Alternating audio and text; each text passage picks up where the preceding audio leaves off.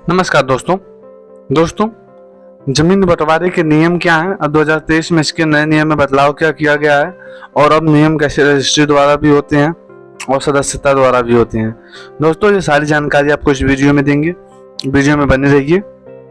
चलिए दोस्तों, वीडियो शुरू करते हैं।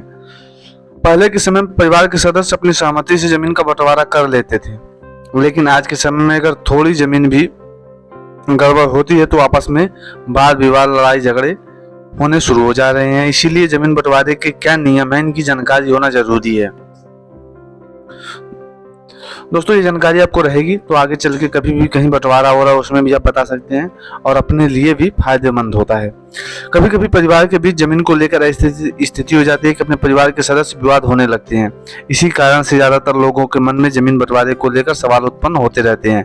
ऐसे स्थिति से बचने के लिए लोग जमीन बंटवारे के नियम के अनुसार विभाजन करना चाहते हैं। इसके लिए जमीन का बंटवारा क्या है और जमीन के बंटवारे में कितने नियम है, जमीन के बंटवारे के नियम सब स्टेप बाय स्टेप दोस्तों आप लोगों को नीचे बताएंगे, वीडियो में बने रहिए। जमीन बंटवारे के नियम क्या है? पहले किसी व्यक्ति के 2 पुत्र या 3 पुत्र हैं तो जमीन बंटवारे में व्यक्ति उन सभी की सहमति होनी चाहिए होती थी और जमीन बंटवारे के समय सभी वहां पर उपलब्ध होना भी जरूरी था। लेकिन आज के दौर में बहुत बहुमत के आधार पर जमीन का बंटवारा किया जाता है। अगर दोस्तों उसमें से कोई नहीं भी है तो भी जमीन का बंटवारा हो सकता है। अर्थात अगर किसी व्यक्ति के 3 पुत्र हैं और तीनों पुत्रों की आपस में सहमति नहीं बनी है, यानी 2 पुत्रों की सहमति है और 1 पुत्र की जमीन के बंटवारे में सहमति नहीं है, तो इस बात को बहुमत के आधार पर सुलझाया जा सकता है। नोट: बहुमत के आधार पर उस तीसरे भाई को हक न लेते हुए ऐसा बंटवारा किया जाए कि तीनों भाइयों की जमीन को समान हिस्से में बांटी जाए और जो भाई उस बंटवारे से सहमत नहीं है उसका किसी भी प्रकार से नुकसान न हो और उसको भी अपनी जमीन का पूरा हिस्सा दिया जाए।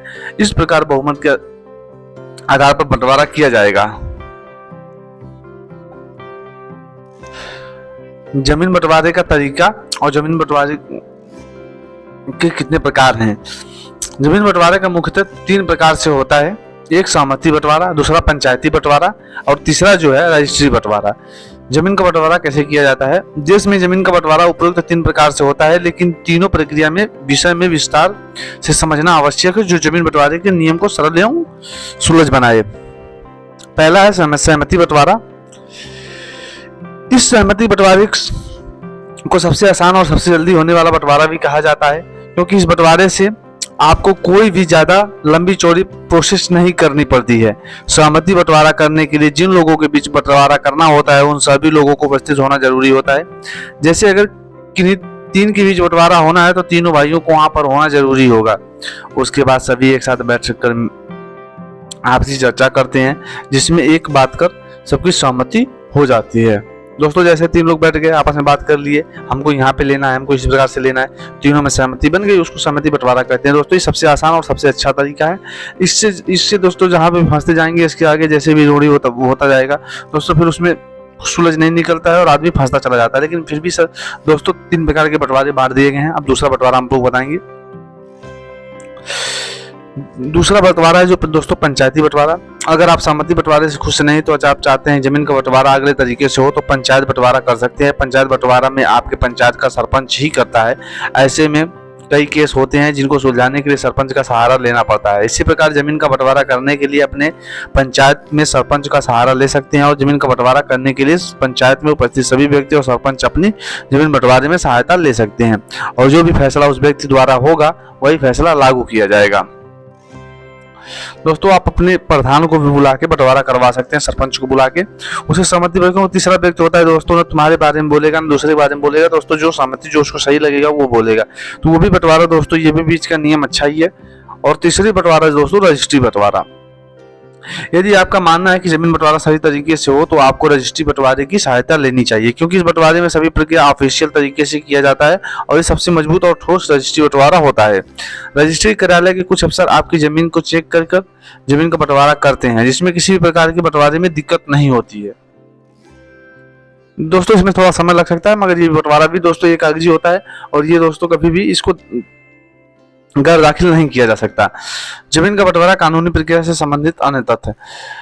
संपत्ति बंटवारा करने से पहले जान लेना आवश्यक है कि संपत्ति पर कोई कर्ज या अन्य प्रकार का कोई लेन देन संबंधी बकाया तो नहीं है। दूसरा दोस्तों, संपत्ति का वारिस बंटवारे करते समय उस संपत्ति के लिए गए कर्ज को चुकाने पर सहमत जतानी पड़ेगी। जमीन की वसीयत के अनुसार किए गए संपत्ति बंटवारे में किसी भी तरह की खामी होने पर कानूनी तरीके से इसे सुलझाने का प्रयास करें। जमीन की वसीयत नहीं लिखी होने पर आपसी तोल मोल से भी मिलकर संपत्ति का बंटवारा कर लेना चाहिए और किसी तरह से विवाद से बचना चाहिए। दोस्तों ये था मेरा एक छोटा सा वीडियो। अगर इसमें दोस्तों आपको कहीं भी कोई दिक्कत लगे तो दोस्तों आप कमेंट कर सकते हैं, इसका रिप्लाई हम देंगे। और कोई भी दिक्कत दोस्तों इस प्रकार के हम रिलेटेड वीडियो बनाते रहते हैं। बहुत से हमारे भाइयों को समझ में आता है, बहुत से भाइयों को नहीं आता है तो कोई मुश्किल नहीं दोस्तों, आप एक कमेंट कर दीजिए या मेरा व्हाट्सअप नंबर इसमें पड़ा रहता है दोस्तों, उसमें मैसेज करिए, हम आपको पूरी मदद करेंगे। दोस्तों ये 3 प्रकार के मैंने बंटवारे बता दिए। अब इसमें जो भी आप लागू करना चाहते हैं, जैसे दोस्तों आज दिनचर्या में दोस्तों आजकल तो बंटवारा आम बात है, हर तीसरे दिन बंटवारा, हर बगल में बंटवारा होता ही रहता है। तो दोस्तों इस प्रकार आप लागू कर सकते हैं। चलते हैं, मिलते हैं नए वीडियो में।